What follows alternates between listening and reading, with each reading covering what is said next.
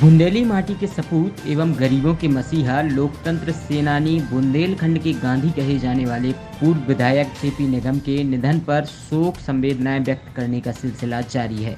बीते रोज श्री निगम के निधन पर चित्रगुप्त मंदिर ट्रस्ट ने शोक संवेदना व्यक्त करते हुए उन्हें समाज का गौरव बताया है।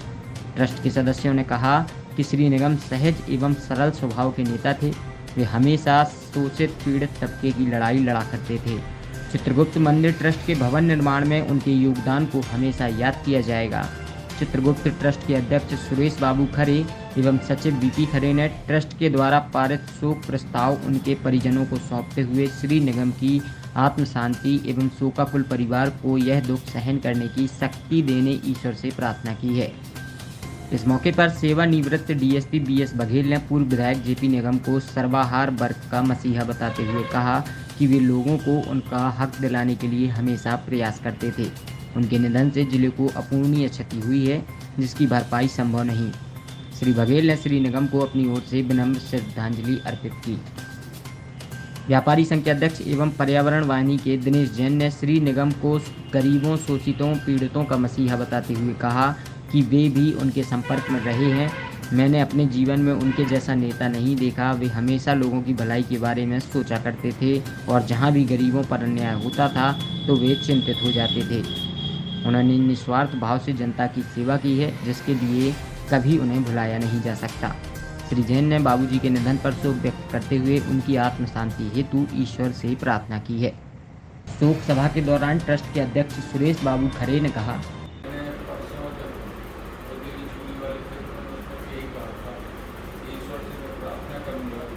यह जो पुण्य आत्मा साकेत के लिए गई है, उस पुण्य आत्मा को हमारे समाज के लिए पुनः किसी रूप में वापस करें, वो आएंगी।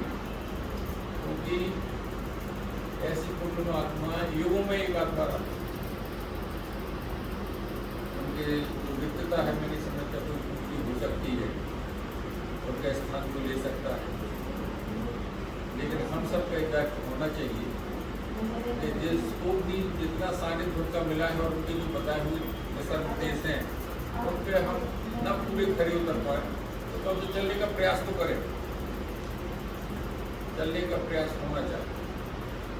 अभी जब मैं दूसरे अगली बार जन्मदिन पे गया तो उन्होंने फिर से मुझे 1 लाख पीछे देना चाहता उन्होंने 1 लाख पूरे काम लगाओ तो और आना जैसी काम हो जाए आना फिर और मतलब वो और कुछ करना चाहते हैं। और संयुक्त करते के 4-5 दिन के कार्यक्रम में ऐसा हो गया कि 10-15 दिन हो रही है और इसी बीच में ये नहीं कोई समझ पाए, कोई नहीं समझ। ट्रस्टी डब्बू निगम बोले, कई बार बैठता था, कई बार मुझसे जरूर बोले थे अंतों में राजनीति बहुत सिद्धांतों में नहीं चलती और जो बहुत सिद्धांतों में राजनीति में चलेगा वो बहुत लंबा नहीं जा पाएगा। तो बड़ी उनकी समझ थी राजनीति को लेकर। लगभग वो 76 साल के रहे होंगे, 75 से 80 साल के रहे होंगे, तो तब कंप्यूटर युग आ गया था। कोर्ट में भी कंप्यूटर का काम शुरू हो गया था। हम लोग कंप्यूटर नहीं सीख पाए, लेकिन 1 साल में हमने कंप्यूटर सीख किया था और कंप्यूटर सीख के पूरी कार्रवाई उस पर करने लगे थे। इसके अलावा जब भी हम जाते थे तो हमें पढ़ते मिलते थे। हमें लगता था कि हम लोग जो वहाँ हैं, लेकिन हम लोग उनसे कम पढ़ पाते थे, जबकि वो 80-85 साल के थे उस समय में। तो निश्चित रूप से बाबू जी जैसा कर्मठ, सहनशील, योग्य, प्रज्ञावान व्यक्ति बहुत कम धरती में अवतरित होते हैं और मैं सच्चे दिल से उनको श्रद्धांजलि अर्पित करता हूँ। वहीं अपने विचार व्यक्त करते हुए ट्रस्टी प्रदीप खरे मंटू ने कहा, गांधी स्वरूप देखा है जिससे उन्हें गांधी कहा, लेकिन उनकी राजनीति में नैतिक मूल्यों का बहुत ज्यादा स्थान था। उनकी राजनीति पूर्ण रूप से किसी स्वार्थ की भावना से राजनीति नहीं रहती थी। जनता तब उनके साथ खड़ी हुई और उनके आंदोलन कोई भी ऐसे आंदोलन नहीं हुए जो अंजाम तक ना पहुंचे। निगम साहब ने यदि झंडा उठाया, प्रशासन की फर्रा जाता था। एक राजनेता जिले में ऐसा था, पूज्य बाबूजी, कि जिनके ज्ञापन लेने के लिए कलेक्टर और एसपी स्वयं मौजूद हुए। कल हमने अंतिम यात्रा में देखा, जो पुरानी विधानसभा छतरपुर का जो क्षेत्र था, हर गांव का प्रमुख व्यक्ति उस अंत्येष्टि में मौजूद था। क्यों? कुछ न कुछ बाबूजी ने किया होगा। कल हमने उस अंतिम संस्कार में देखा बाबूजी के जमाने के जितने भी धुर विरोधी राजनेता थे उनके गले भी रूंधे हुए थे। क्यों? बाबूजी ने कुछ ना कुछ अर्जित किया होगा। सामने तो हर कोई किसी की तारीफ कर देता है, लेकिन पीठ पीछे भी यदि किसी की तारीफ हो तो वो निश्चित ही तारीफ के काबिल व्यक्ति होता है। आज निश्चित ही बहुत बड़ी समाज की क्षति है। हम लोगों को भी कहीं ना कहीं गर्व होता था। कहीं भी भोपाल में जाओ तो लोग, पुराने लोग पूछा करते थे, निगम साहब कैसे? क्यों पूछा करते? और भी तो विधायक हुए हैं, और क्यों नहीं किसी को पूछा जा रहा? क्योंकि कुछ ना कुछ बाबूजी के अंदर था। एक बार मेरे किसी मित्र ने उत्तर प्रदेश से कहीं से फोन किया कि यार निगम साहब से एक मदद की जरूरत है। बाबूजी से मेरा कोई संपर्क नहीं, जानते थे बस। हमने कहा अगर जेन्युइन मदद होगी तो बाबूजी जरूर करें, और हमने की झूठ मूठ की सिफारिश होगी बाबूजी कतई मदद नहीं करेंगे। बोले फिर भी अपन प्रयास करेंगे और जेन्युइन ही काम। हमने कहा चलो ठीक है, आप आ जाओ। वो सज्जन आए, हम शाम के समय उनको लेकर बाबूजी के पास पहुंचे। बाबूजी को पूरा हमने अपना परिचय बताया, तो पूरा विषय रखा कि ऐसा ऐसा मामला है। बाबूजी काफी देर शांत रहे। उसके बाद बोले सुबह 10:30 बजे। चूंकि उनका काम था, हम साथ में थे, तो काम था तो 10:30 बजे पहुंच गए। हमने सुन रखा था, बताया कि बाबूजी समय के बड़े पाबंद हैं। हम लोग जैसे उनके निवास पर पहुंचे, कुछ भी कहने की जरूरत नहीं पड़ी। हम लोगों ने कहा मैं आ सकता हूँ अंदर कमरे में? बोले आइए। वो अपनी किताबें पढ़ते रहे।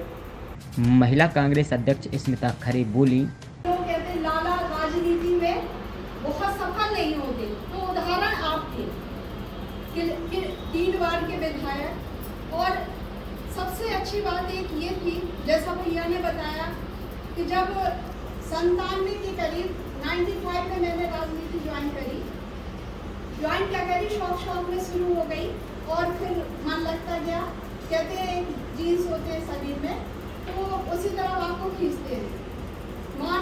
हमारी माँ ने बताया कि अपने यहाँ जो विधायक थे, 3 बार के विधायक थे निगम जी, तो बड़ा मन हुआ। अब छोटे भी थे, इंटर में पढ़ रहे थे, तो लगा कि नहीं हमें मिलना चाहिए यार, हमारे समाज के हैं तो एक मिलना चाहिए। अब मिलते कैसे, हम तो छोटे हैं और उनके पास जाएं कैसे? तो उमा यादव थी, बड़ा मलेरा की विधायक। तो हमने उनसे बोला, उन्हीं के साथ में हमारा राजनीति की शुरुआत हुई। हमने कहा दीदी हमें उनसे मिलना है। बोले क्यों मिलना है? हमने कहा वो कास्ट है इसलिए हमें मिलना है। तो बोले चलो अच्छा हम मिलवाते हैं। आदरणीय बाबूजी आज हमारे बीच में नहीं है, बहुत सारी स्मृति उनकी है। जब हम पहली बार उनसे मिलने गए तो दीदी ने बताया, ये बड़ी मुझसे बहुत दिन से लगी थी कि इसको मिलना है। तो मैंने कहा क्यों मिलना है? तो ये कह रही थी कि वो हमारे समाज के हैं और विधायक हैं। तो बोले ये तो बहुत छोटी है अभी, तब बहुत दुबले पतले भी थे, हम छोटे थे। तो बोले ये तो बहुत छोटी है, अभी कहाँ से बेटा राजनीति में आ गई? हमने कहा पता नहीं कैसे आ गए, पर अब हमें शुरुआत करनी है। बोले बेटा कास्ट जो होता है वो बहुत होशियार होता है, बहुत बुद्धिमान होता है, पर चालाक नहीं होता। और राजनीति में आज का जो दायरा है बहुत चालाकी का है।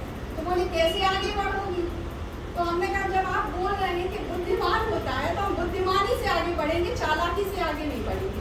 अधिवक्ता अरुण देव खरे ने कहा,